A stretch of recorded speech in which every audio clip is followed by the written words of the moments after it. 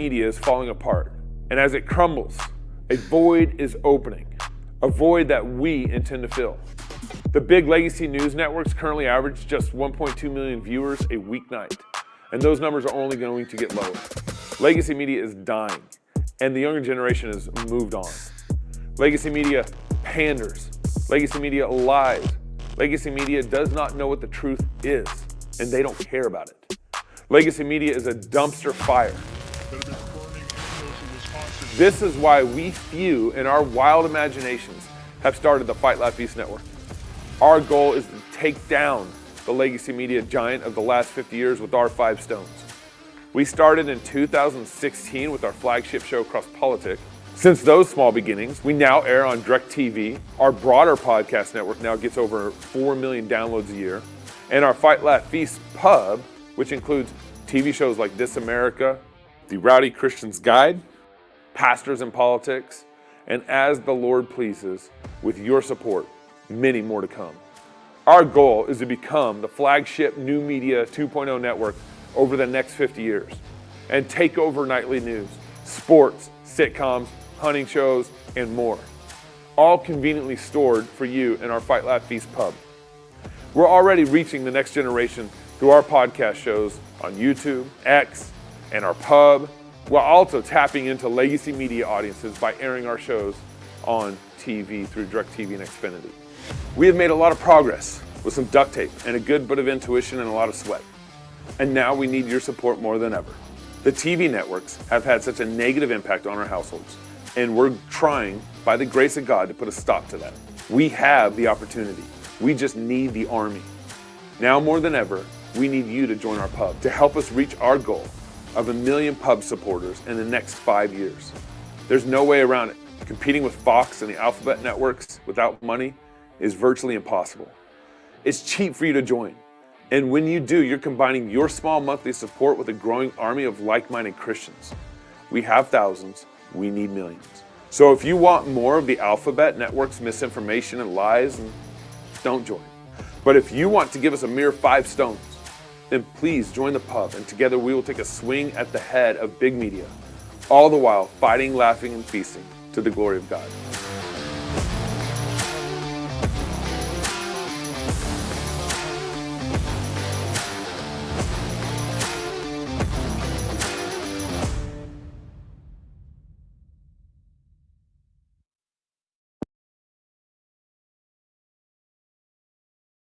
Welcome to Water Break on the Fight Laugh Feast Network. It's good to be with you. My wife, Annie here, the water girl and the water boy.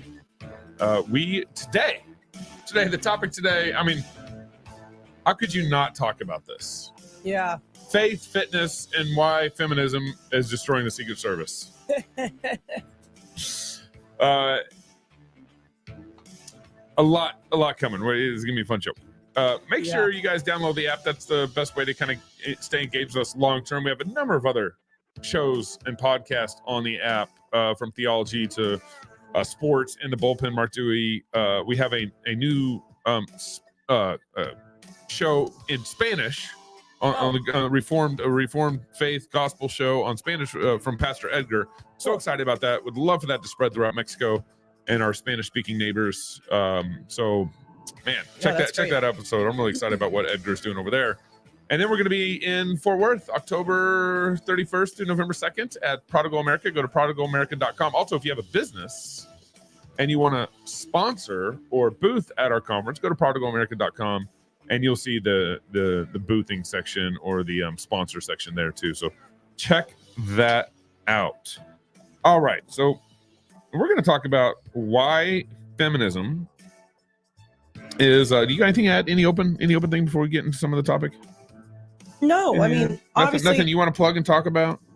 Oh, before we actually talk about what we're going to talk about? Yeah. No, I mean, this is going to, I feel like this show. This is it. I feel like we've talked about it the least, but we have the most opinions about it. So like, who knows where this is going to go? And I think there's lots of layers to this topic. Yeah. You know, this came out of the fruit of a date night. Yeah. We were having dinner. Yeah. And we were talking about what should we talk about this topic. And we just kind of started talking about other fitness and health, and we started talking about the Secret Service. We kind of bounced around, and then we're like, oh my gosh, I was talking about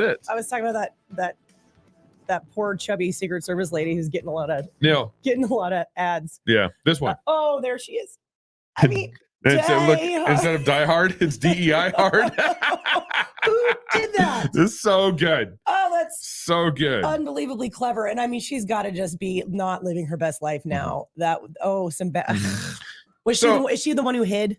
Yeah, she's the one who crouched down, and she's the one who had a hard time putting the gun in her hip and all that stuff. I mean, it was so bad. So obviously it was bad, but we were talking about it, and then we both we were like, ding, ding, ding. We got to talk about this. We got to talk about this on our show. So that's, oh my gosh, I'd not seen that. I wasn't ready for that. So we're gonna actually spend most of the show, because this is the health show and a fitness show and all that stuff. It's a faith and fitness show, but we're gonna spend most of our time kind of talking like the biological issues of women in Secret Service. But you know me, I can't start there. I got to start with the theological side real quick. Well.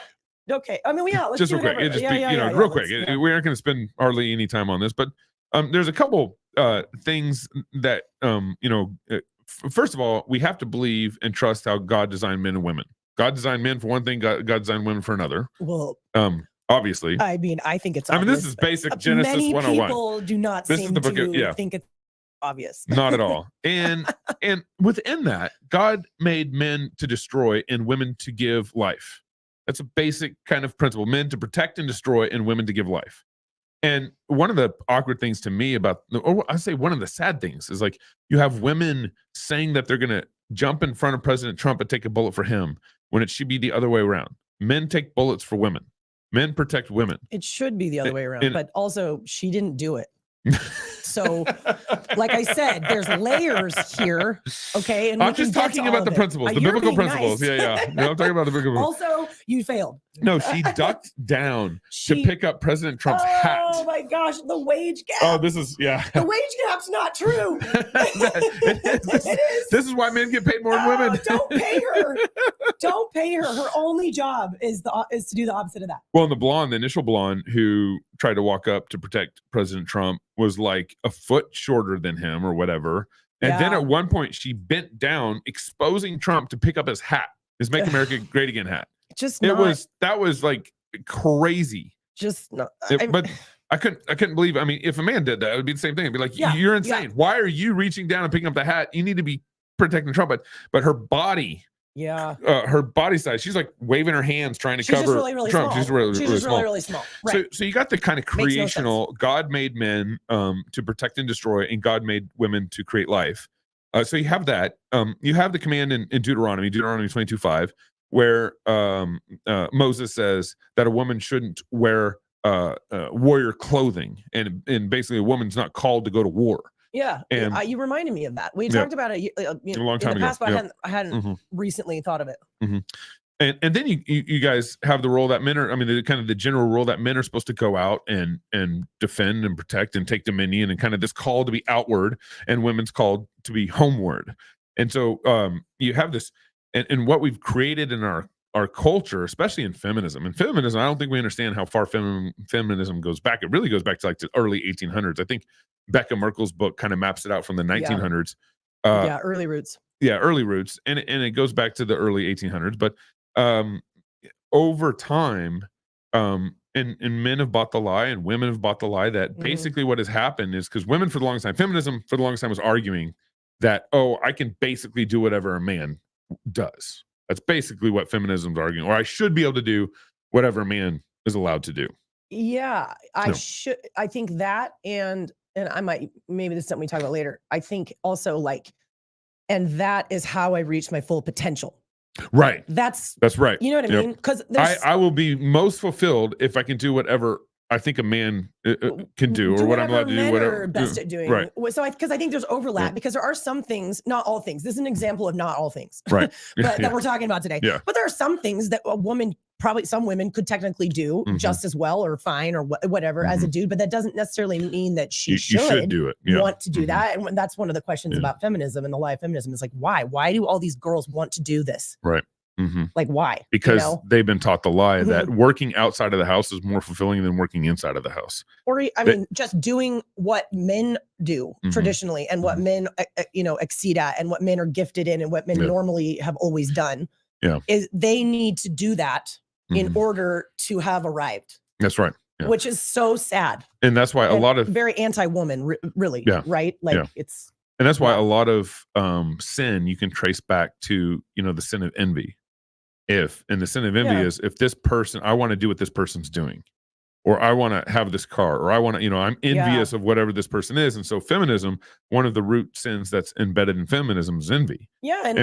And like maybe simultaneously not giving God gratitude for how he did make you and what he has given you. And what he has called you to do. And has called you to do. And also just yourself and your society that you live in and the teaching that you've decided to listen to, not believing that there is just as much value at being a woman, like the way God would define a woman and the way God would encourage a woman to, live out her calling. Exactly. In life. Yeah. Like that's not valuable. So I got to go do the man version over here because that's better. That's more valuable. And I think that's what bums me out is because I think a lot of these women bought that lie a long time ago.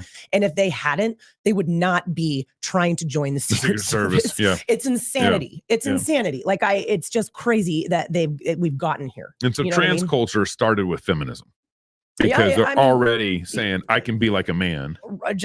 Then why not down the road just cut your body parts off, take some testosterone? Just take it farther. It's definitely a step farther. Yeah. But I mean, it's just not accepting and being grateful for what word do I use? Gender, sex? I get all confused now. What are you supposed to use? You use the Bible. Use what the Bible got. Male and female. Male and female. Whatever God made you. Just not accepting that and being thankful for it, and us not putting value on real femininity, and we don't. For a long time, our society has not done that, and I think it's been just kind of all of those things together, and that's how you get this dumpster fire that just happened. So first, theologically, we're off here. And we're off in the creation mandate, what God has created us. But then kind of related to this, if God made men and women differently, he's biologically also made them differently, Big time. It's like, big time. Men tend to be taller, stronger, whatever. Oh, I have stats. I know we're going to get there. So that's where we're turning. We're turning, this is what you call a turn in the show, baby. Okay. and so if God made men and women differently, and he called them to do, to different tasks and different directions and different callings. Yes. Then obviously he suits you physically for that calling. Totally. Right. Yes. Like competency and then God's design tend to go kind of hand in hand. That's right. It's weird. And so give me some stats or take it, Okay. Well, first, I just want to say, I feel like we should say that we're using what just happened, the assassination attempt. Yeah. I mean, almost assassination, honestly, from what it looks like, barring just a miracle of Trump turning his head. We're using this event that just happened that everyone saw and everyone's talking about. And the blatant, it wasn't just, wow, look how many women are in this, Secret Service. Yeah, or at least that was assigned to Trump. Which by the next day, there was no women in the Secret Service. So many things. So, and then also, it just went so badly. We just thought, okay, this is a great opportunity to talk about the difference between men and women. Why women, this is not the right job for so many reasons, theologically, physiologically, and also it should inform you in your health at home and your physical, how you work out in the gym and all that stuff. Women in the military, men and women in sports. I mean, there's so many things that this all applies to. But I just want to be clear that neither of us are claiming to be experts at I just self-declared I'm an expert. So I'm an expert.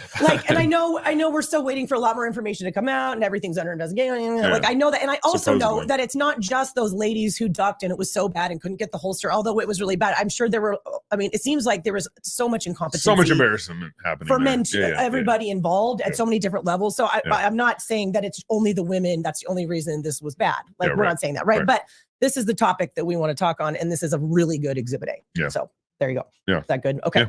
Yeah. So when I was thinking about, for the very short amount of time, I was cleaning the pool with my son, and I was like, okay, I feel like there's so many different layers and different ways to talk about this, ways to think about it. And there's so many things that can be and are true at the same time with regards to this conversation. But really, I think I can boil it down for number one, and I kind of already said this, why would any woman actually want this job? Yeah. And I think what you said is that she has swallowed hook, line, and sinker, the very sad and very false lie that the ultimate thing that you can, shoot for, or achievement that you can, get to in your life is to do the most masculine. I mean, what's more masculine than like taking a bullet for your president. Well, being in the Secret Service, like I was listening to Tim Kennedy, do an interview. I can't remember who's interviewing him, but it was good. It was very interesting. And I know that guy knows what he's talking about. I don't, but I know he does. And he was like, oh yeah, those guys, I can't remember what you call them, the team that's right there around the president. Yeah, kind of zone one or whatever. He was like, no, they have a name. Of course, everything has a name, but their main job, he was like, is like to absorb bullets. Like that's their job. Like if it comes from up high, you're on them. If it comes from here, you're on, like you just throw your body. He was like, they wear body armor. Or that lady included, but not for them. Yeah. In order to block for Trump. Exactly. For the like president. That is their only job. And I can't really think of what's a more masculine, like super intense, super dangerous, super scary, that's right, high pressure job than that. I just your job is to layer your life down for your friend, your Trump, President Trump in this case. I mean, the majority of dudes in the US can't cut that. Like they can't hack that. Like, right? Like so it takes courage. Oh man, it takes so much. I assume. But anyways, like why would a woman want this job? So that's one question. I think that's the lie of feminism that has been bought. It's very sad. And I think that there honestly are very, very many very, very sad, unhappy, unfulfilled women out there trying to do this sort of thing because they've swallowed that lie. Do you remember, this is unrelated, but do you remember when you were arrested, do you remember that there was a couple of female police officers? And I know that job, I still would say not ideal for women because of the nature of it or the potential nature of it. Do you remember how destroyed one of the women who was involved in the arrest quit the force because of how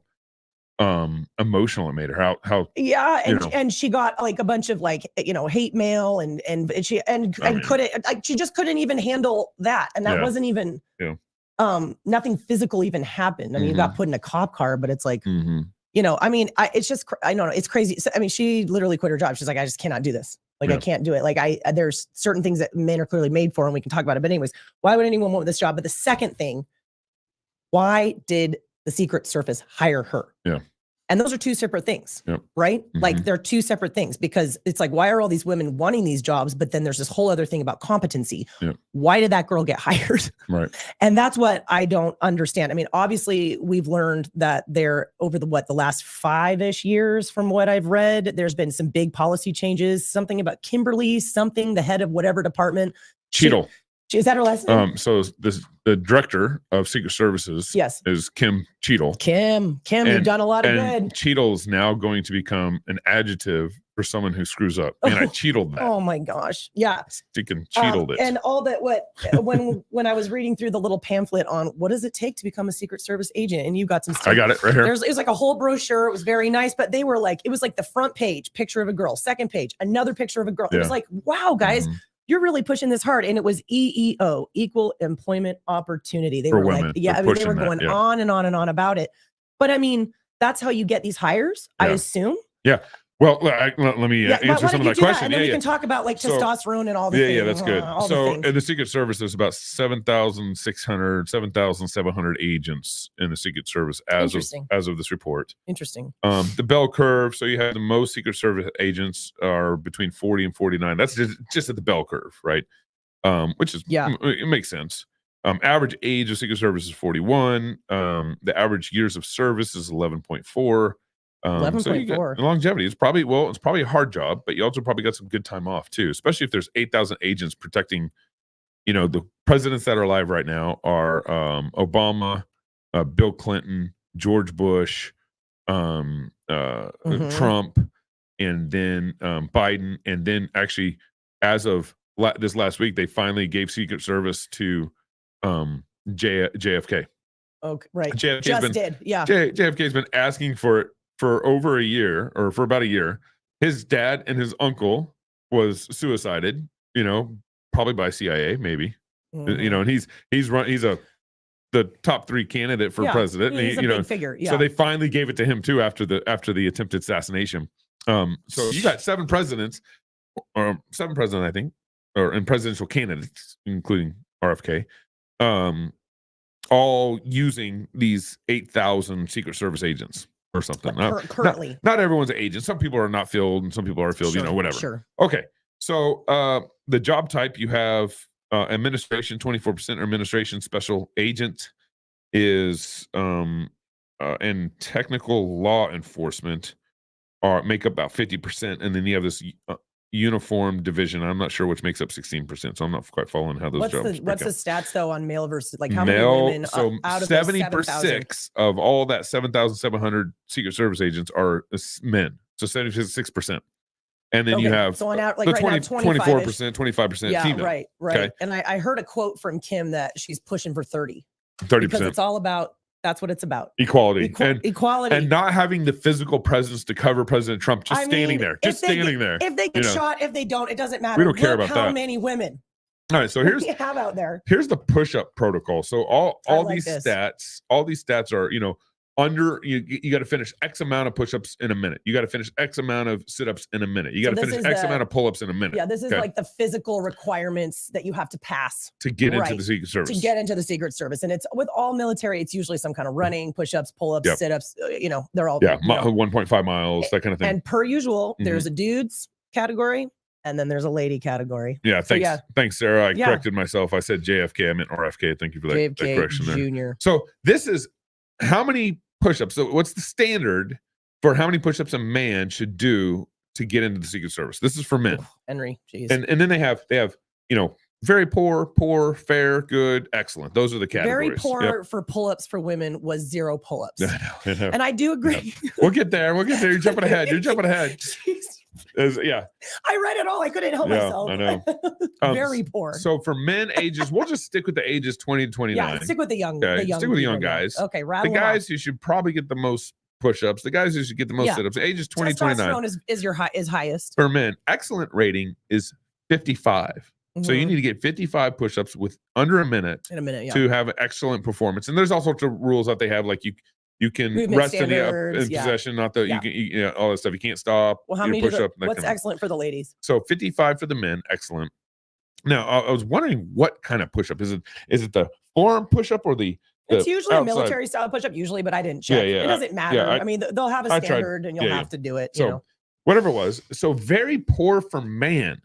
Ages 20 and 29-year-olds was 37 push-ups. Okay. That's very poor. Yeah. Excellent for women was 40. So basically an excellent woman in this regard is a very poor man. And again, we're not talking about personal value. We are talking about don't qualify that. How good don't you even are at qualify that. Which matters. It's just really, it's so stupid. Yeah. Do the pull-up one really fast. Yeah, I'll get to there. I like the pull-up one. And the run. But just even noting here that they have two different standards for men and women. They're acknowledging the biological differences. They're acknowledging the inferiority, physical inferiority of a woman's body, right? Or else the women couldn't get in. That's right. All right. So very few. For chin-ups. So this is chin-ups for men. It's actually untimed, so they aren't timing chin-ups. It might just be max. I really didn't look at it. It might just you can only rest down and you got to finish your chin-up. Maybe it's just one max effort set. I don't know. But so for men, ages 20 to 29, excellent for men was 11 chin-ups. Interesting. It's 11. Not even that many, but it's not that many. Yeah. I thought the push-up thing. I mean, I thought you should be able to get 100 under a minute for push-ups for men. That to me made sense. I mean, I used to be able to do that. None of these numbers are. I mean. It's that astounding. It's more just the discrepancy between men and women stuff. But they still, I'm just saying, even the standards they have for men seem a little low for me. Just a little low. That's all. Okay. And I can't do this right now, but if I Gabe. All right. I have standards. Okay. Chin up ratings for men. Excellent. This age is 29. Excellent is 11. Very poor is 4. Okay. Very poor. No, ladies. Women. Excellent for women. 4. Also 4.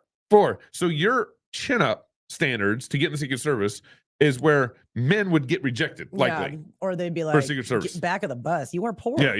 Yeah. And you got to make up somewhere else on that poor test, for right? women is 0. I already saw that. Yeah. So that's chin-ups. Oh my gosh. Just do one more. Do the running one. Let's do the running one. Yeah, let's do the running one. I might come back to that later. Okay.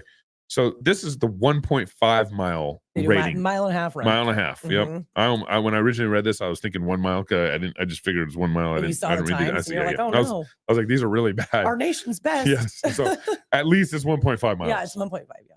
Excellent for men is 10 minutes and 16 seconds. That's ages 20 to 29 for the 1.5 mile rating. What do you think about that?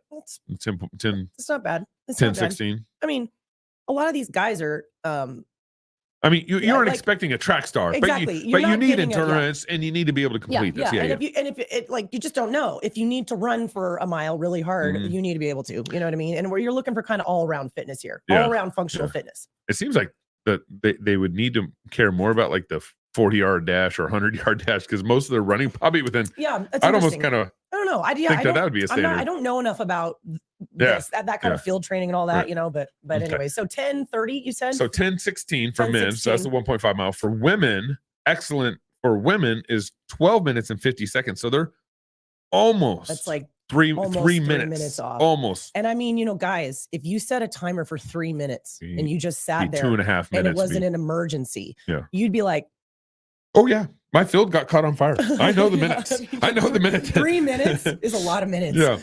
If someone's bleeding out or someone got shot or, you know, I don't know. They're not even talking about how much you can carry. No. Oh no. Yeah. Because you got to be able to carry if something happens, carry the president, carry whoever. Oh my gosh. Should we?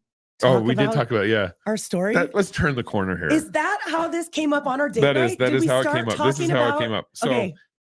Are you going to tell it? I'll start it and I'll let you finish. I really want to tell it. So me and Annie, a lot of fun happened on our date nights. Yeah. This was a home date. This is a home date. And me and Annie, we were sitting on the couch. The kids were gone there out of the house babysitting with grandma or spending night with grandma, something like that. Two glasses of wine in. Well, no. 100%. Yes. That's why we were laughing so hard. Oh, man. And also why it was very hard for me to carry you. And so me and my wife, we started talking about the differences between male and female. And we were talking about what I brought up. I don't know why I brought up women in the military and how insane I think it is. Okay, that was the date night. That was date night. We talk about weird things, you guys. I don't, whatever. And so I challenged Annie. I was like, all right, carry me to our bedroom. No. That's not. Is that what? Okay, you tell the story. Forget it. He's messing it up. See, this is one of the things girls are better at, and we're all good at different things. I have a better memory. Okay, so it was a date night. We were at home. We were drinking wine, having a great time. I think I brought up women in the military, and like you guys know, I come from a background of a lot of athletic stuff, gym stuff, CrossFit stuff, and the more. My wife has been super fit for 15 years. Well, that's not the point. My point is the more athletically experienced you are as a woman or a man, the more aware you are of the physical differences between men and women. Yeah. Men and women. Yeah. Like if you have been in the gym and you have deadlifted for life and you've squatted for life, vertical jumped, sprinted, whatever. And you know, you've done that with other women, and then you've done it side by side with men, like, you know. And then your 16-year-old son comes in who's never worked out in his life. 16-year-old boy like hits your bench max that you've been working on for 10 years. Yeah. You understand that. You know, like middle-aged white Kimberly up in some office who doesn't use her body or doesn't have that kind of experience. She may not understand, but you know, I do. And that's one of the reasons I've always been so opposed to women on the front lines. I just think it's insane. Yeah. And so we talk about it from time to time. Anyways, brought it up. And we were sitting on the couch, and it was something, I think what I said was like, man, like, I just don't, like, if you were like, if we were like, died, no, like if we were shoulder to shoulder on the front line or in a ditch or whatever, and you got hit and you were unconscious or something, I don't know if I could even pick you up. Yeah. Like, because back then I was probably 220 or 215. I was maybe 215 back then. And then I was like, and that's probably, you know, if they're unconscious, that's like dead weight. And I know that like there's a difference between trying to like carry dead weight versus like a barbell that is, you know, full attention. Like it's a lot harder. If someone gets shot, they're likely not able to help you, and if they're probably not perfectly planking, you know, so that if they're really hurt or passed out, I mean, it's dead weight. It's dead weight, And Gabe was like, "Let's try," and he immediately just fell on the ground, and we were laughing so hard. But this is what happened. I tried, and I'm pretty strong. I tried because I was like, the only way that I could actually pick him up and move would be if I got him over my shoulder. That's like the only way. Which never happened. No, it did happen. Did it? I don't remember. This is what happened. I tried forever to just from the ground, dead weight, get him up over my shoulder, like the way you would a big heavy sandbag in the gym. I was like, we were laughing so hard. I was like, you are so heavy. I recall you dragging me through the hall. Yes. And I was like, the only way that I'm going to be able to do this is I'm going to deadlift you onto our bed. Yes. And then I'm going to get under you and then I'm going to stand up. So 20 minutes later. But first you had to drag me through the hall. I dragged him all the way through our house. Yeah. And then deadlifted him. And I was just trying to like play dead the whole time. Oh my gosh, we were laughing so hard. And then I got under like really low and got him on my shoulder and basically squatted him up. And I want to say I did do it. And I had him like over my shoulder and I took a few steps, but I was like, that took 20 minutes. It did. I think we're both dead. Yeah, we're both dead. We've been shot multiple times at You've this been point. shot in the back. I've been shot. I mean, it was so bad and funny. And all that to say. Yeah. That's how we thought of this topic. And that's how we came up with this topic. And anyways, I just want to note really quick, Henry Lopez, former Marine, thank you for your service. He said, I saw a female promoted over the best sergeant I ever met in the Corps because she was a woman. Insane. Never touched a jet. Never touched a jet, but was promoted over him. He canceled his re-enlistment. I don't blame him. I mean, I really don't. What that's sad. In the world? Yeah. What in the world? Where were you were doing standards? Do you want to talk a little bit about physiological, biological differences between men and women? Okay. And I like stats. I think most of the people listening probably are very aware, and you don't disagree. Like, men and women are exactly the same. You get the objective physiological differences. All you got to do is look at them and or watch Olympic track and field. There's a lot of really obvious, real life examples of how men and women are just on the scale of physicality or physical potential.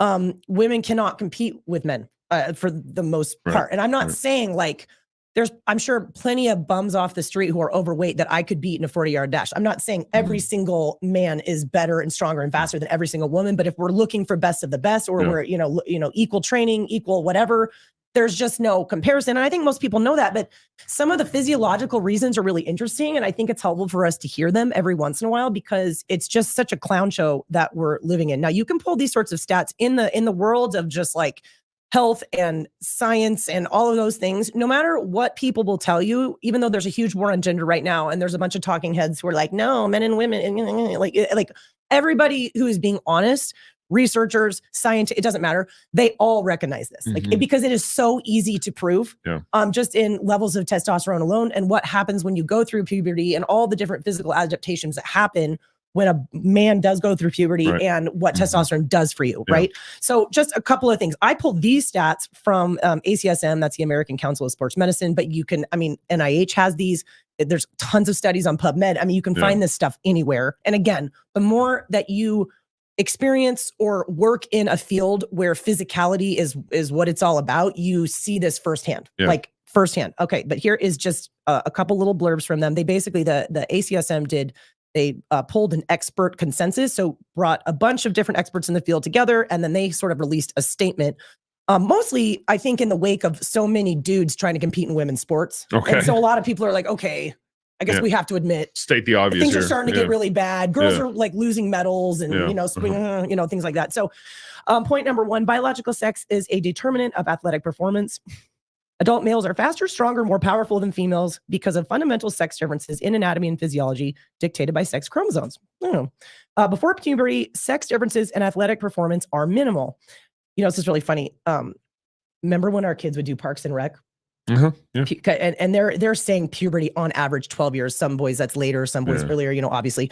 But you remember when our kids were in Parks and Rec, and it would be when they're really little, and when they're little, soccer or whatever, it would be co-ed. And I always would say to you, I don't really care if little third grade boys and girls are playing together, but it was always when our kids got to the 5th or 6th grade where I was pull my girls, pull them. It's not even anymore. These boys are big. They're kicking hard. They're flattening people. And that's exactly what we're talking about here, is that it's not that different until puberty hits. And then it's what just happened. And if you ever go to a junior high track and field event, go to a track meet, that's junior high level, that's really fun because it's with the boys, because you can tell which boys have hit puberty and which ones haven't. And they're the ones who are winning by oftentimes a lot. And that's really funny. It just shows what an advantage going through puberty is. But in between boys. Oh yeah.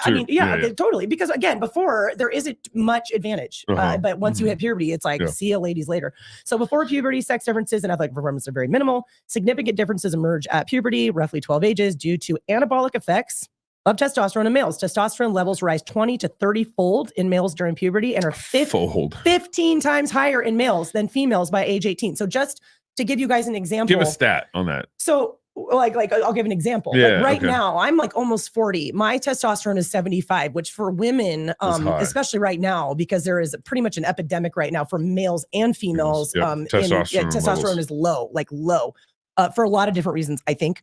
But mine is 75. Okay. And that's pretty high, probably because I do all the strength training and I do all the things trying to keep it high because I want it there. And that's high for a girl, not high Yeah, it's not high. Right? No, it's not high by any stretch of the imagination compared to dude. A young dude on average, 800 to 1,000. Yeah. All right. A young dude. And as you get older, normally it declines. Yeah. And the more you strength train, the more you work outside, it can be higher. But yours, we just got it to, I mean, you're at least, you don't 600, 700 and you're over 40 and you don't strength train. Like you could probably bring that up with supplementation. You could probably bring that up with more strength training, any amount of strength training, but 700 compared to 75. Like guys, like it's not like it's 15-fold. Like it's a huge difference, even for guys that are not even trained. Right. And older. Right. Okay. Direct and indirect effects of testosterone during male puberty include, and this is really interesting. It touches everything. Increased skeletal muscle mass due to larger muscle fiber cross-sectional area, especially fast type 2 fibers. So what that means like you're jumping is, so your quick explosive power, or like your 1 rep max, or your fast, that kind of thing. Men are going to have a huge advantage.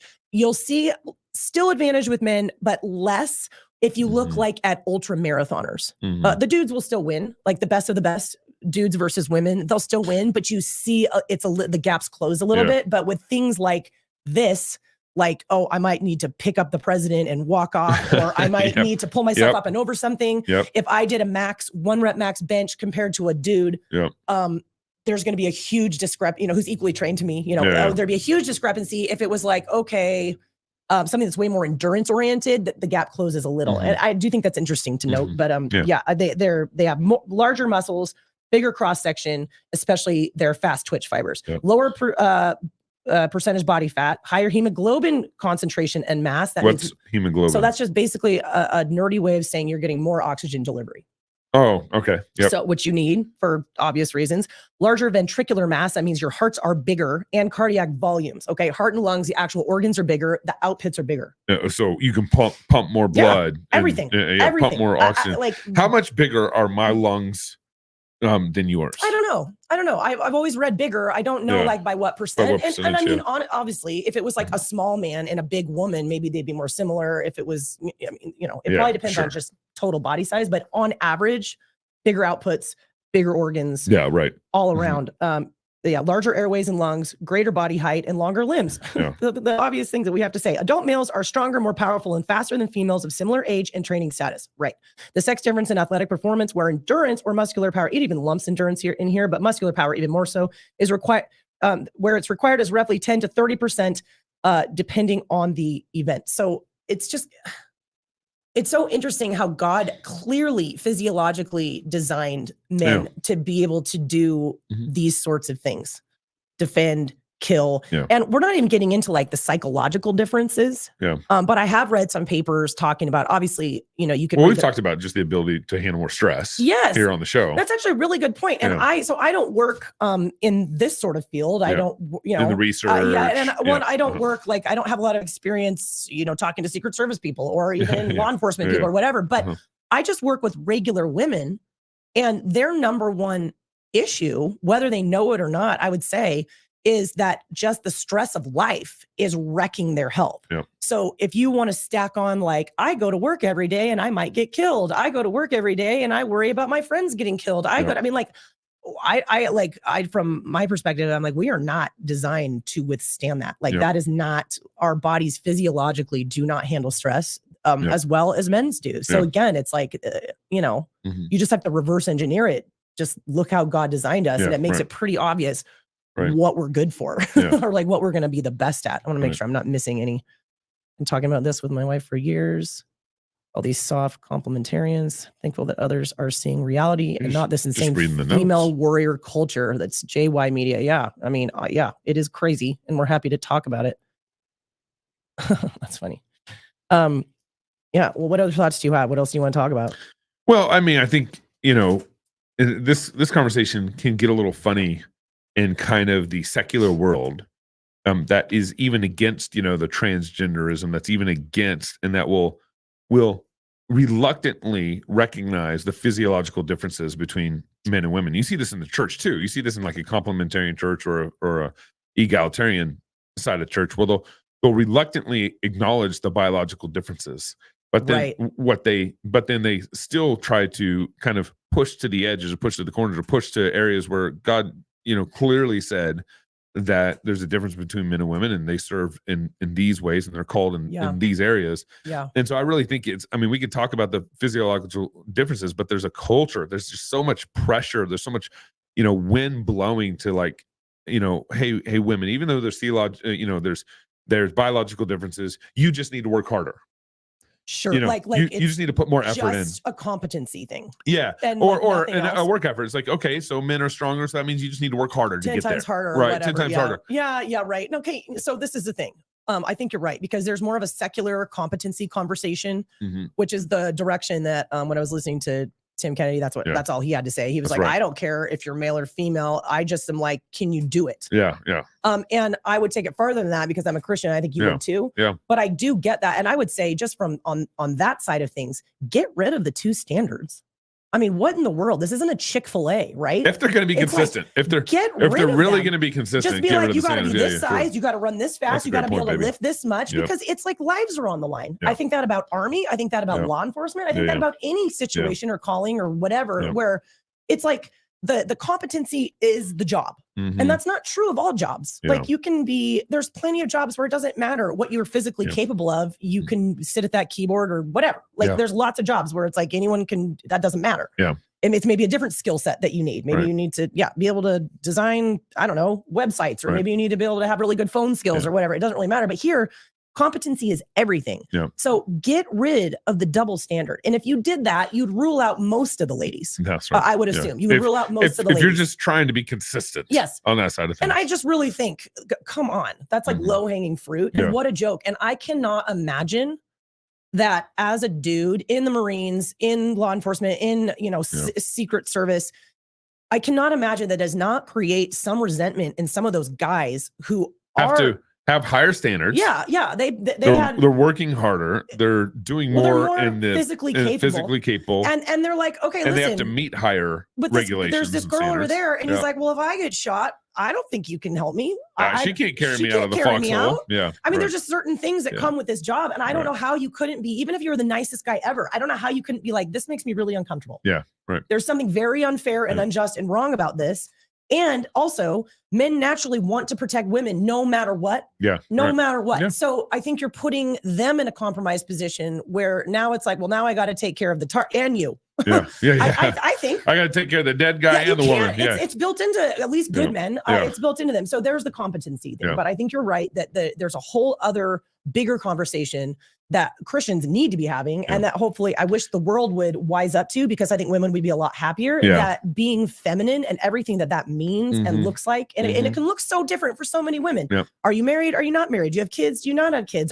Did God give you these gifts? Did he give you those gifts? I mean, look at Proverbs 31. I mean, we are not saying men get to do all these impressive, physical, amazing things, and you get to sit at home and make sandwiches and twiddle your thumbs. And you just need to be happy about that.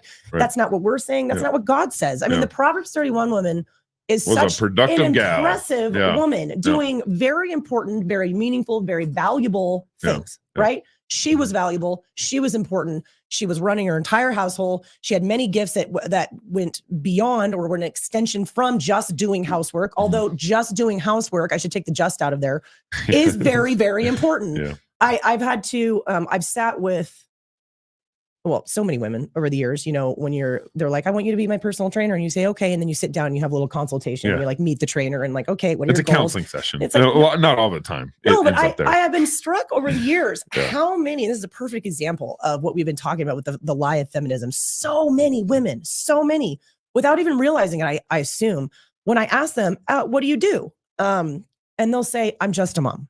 Yeah. And I hate that word just. But it's like, because our society's been so pressured and tricked them into thinking that being just a mom is not valuable. It's such a lie. And I'm not saying that being a mom, I mean, it depends on the seasons. It depends on you. It depends on how many kids you have. Maybe that is your full-time gig and there is no time for anything else. And that is fine. Yeah. But also you could be a mom and then also doing other things, just like that Proverbs 31 woman. And I know tons of women who are doing that. Yeah. But just the fact that it just comes out of their mouth like that's all, as if you were a mom plus a dental hygienist, that would be so much better. Right. It's so silly And that's just a really good example of that feminist lie. So and this is an important area where I think we need to really move the Overton window back. Yes. Because what would happen if, let's say, one of President Trump's Secret Service men said, I cannot work next to a woman. I feel unsafe. And also, I swear to you, and also, this is a I safety feel like issue. I need to take care of her. Yeah. Hey, listen to this really fast. Brianna Stevens. My dad was the chief of police, and he said that exact thing, Annie. There's a natural tendency to protect women in the force, of course, which can lead to errors or someone getting hurt. Right, because now you're worried about a third person. Everything's compromised. You can't just focus on Trump. Totally. That's a good point, Brianna. And so I think the Overton window is important for us, and part of how you claim it back is you start talking publicly against the winds that are blowing a certain direction. Yeah, totally. And I think it would be helpful to be having at the same time two different conversations. Number one, women, this is ridiculous. Get out, pull yourselves out of these positions. Stop applying for them. Stop thinking that this is something that you're going to be the best at or something that is a good idea for you. And at the same time, we need to really, like you said, Overton window, we need to start culturally putting way more value on being feminine, like what it means to be a woman. Like there are so many things that God has created by design, just like with all the things we just read off, that the physiological things testosterone does for men. I mean, number one, obviously we can create life. That's special. You guys can't do that. But I mean, there's so many things. I mean, help. Yeah, you help. Just a little bit. Yeah. Just a little bit really for a couple minutes. One hot fun minute.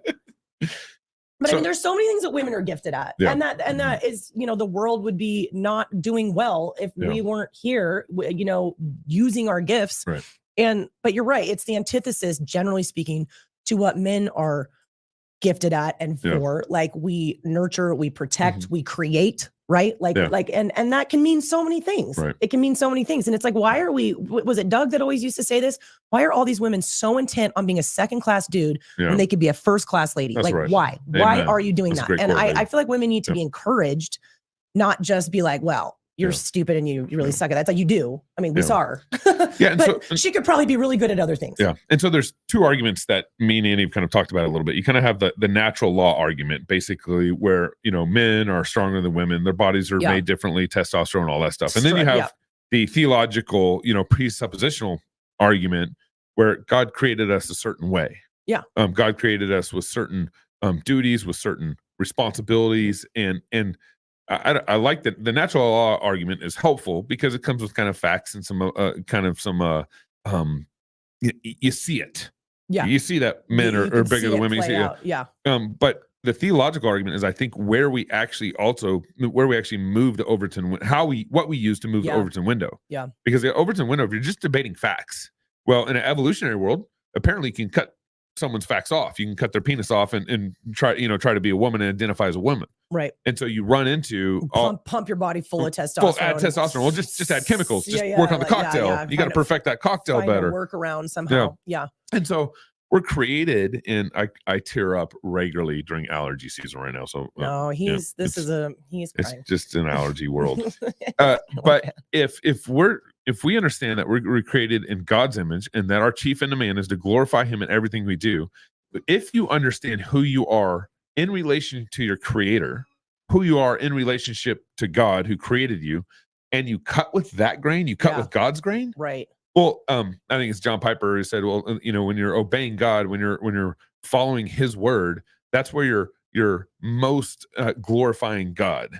That's the maximum glorification of God. And at the same time, God returns that to you in the form of joy.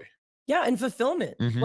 That's right. And fulfillment. I like how you put that. Just cut with the grain, the way God designed it, and stop cutting this way. I mean, I haven't sat down and worked with women. And I've never worked with a woman who was like ex-Secret Service or anything, but I've worked with tons of women who have bought the feminist lie. Yeah, right. One way or another, they're working full time. They only had one kid because, or they never, it's just really obvious that they're like, I need to be like a dude to really, live the dream or whatever. And they are so unhappy.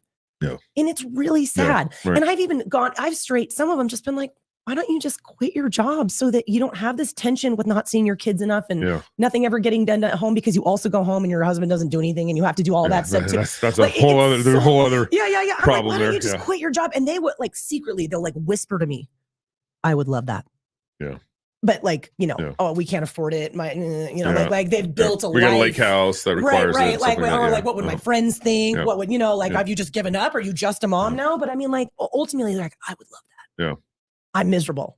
Yeah. I'm not having a good time. Right. Like, it's just, and I mean, And I think for a lot of women, they're living in that. Other women, it might hit them at the end of their life when they look back and they're like, wow. Yeah. And that's really glad I spent my entire life on Wall Street. And I think a lot of women wake up later in life and regret it. There's stats about it. Like, it's, I'm 40, depression pills in our decades have been consumed significantly. I think it was back in the 70s. And I know I think the high school stats, like 1 out of every 20 kids were on some sort of depression medication back in the, I think maybe it's the 80s. Maybe it was the 80s when I got the stat. Now it's like something like 4 out of every 10 or something. Oh, it's something like a staggeringly so back in the 80s, it'd be like, okay, maybe 1 in 1 class, maybe like a class of kids. Yeah. Now it's like every 8. It's like 8 in your classroom. Like, who's not on something? Exactly. That's just raise your hand. And so because we buy lies and we think we're going to find, this is Satan's play right here. Yeah. He gives you a lie, you believe the lie, and you think that's your fulfillment. You think that's your pathway to happiness and fulfillment. Yeah. And then 40 years later, it's like, oh man, I never reached that kind of fulfillment that I thought. Yeah. And I'm alone. Yeah. I mean, my goodness, like God's way is always the best way. And man, huge can of worms, so many, different things. But it's a good conversation. And we have to keep having these conversations. Yeah. Because like you said, the Overton window needs to move. Yeah. And we have, and this, of course, how feminism's destroyed the Secret Service is absolutely real. How feminism has destroyed sports. At least as we saw recently. Yeah. How feminism has destroyed female sports. It's like, this is all out there. This ideology is corrupting everything. And so good topic. I love talking that with you, baby. I like talking about it too. Okay, well, we'll be back here likely next week. I may be traveling on Thursday, not sure yet. Hopefully just Friday. You're not sure? Not sure yet. So I should have told you that earlier, maybe. It's okay. Yeah. Sometimes I find live on air. But I'll be traveling on Friday. He'll be traveling Wednesday, Thursday-ish. That's fine. Yeah. Do you want to try to do a show earlier We could talk about that. We could try. Yeah. Okay. I'm trying to fly out on Friday for good reason. But okay. Okay. Y'all, thank you for tuning in to Water Break. Make sure you guys download the app. We've talked about this before. Fight Laugh Feast app. Type that in your app store. Cross Politic is also connected to the app in your app store. And join our club. If you really enjoy what we're doing, support the Fight Laugh Feast Network. Join the club. You can go to fightlaughfeast.com to sign up. And don't forget, we'd love to see you guys at our conference in October in Fort Worth, Texas, in the Promised Land, October 31st. It's going to be fun. Through November 2nd, just days before this crazy presidential election. So go to prodigalamerica.com to sign up for that. Yeah, it's going to be fun. Until next week. All right. Bye, guys. When I grow up, I want to work for a woke company, like super woke. When I grow up, I want to be hired based on what I look like. I want to be judged by my political beliefs. I want to be a conformist. When I grow up, I want to be offended by my coworkers and walk around the office on eggshells. When I grow up, I want to weaponize my pronouns. What are pronouns? It's time to grow up and get back to work. Introducing the #1 woke-free job board, Red